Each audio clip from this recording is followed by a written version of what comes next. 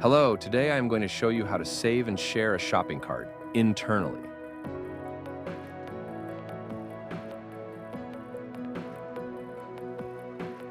If we already have a selection of products in the shopping cart, we can save it and make it available to people in your organization for later use, for example.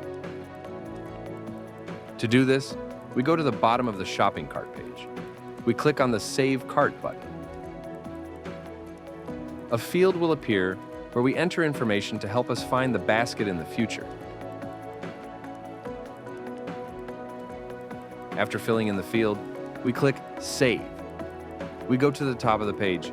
We click the shopping cart icon and select Save Cart from the drop-down list. We select the option Sharing Visible to All.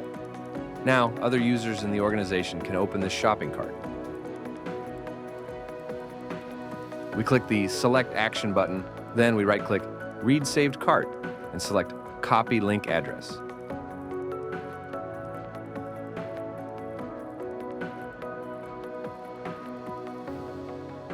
We can send the copied link to any person in the company. After clicking on the link, the user will see the contents of the shopping cart. That's it. Now you know how to save and share the shopping cart within the company.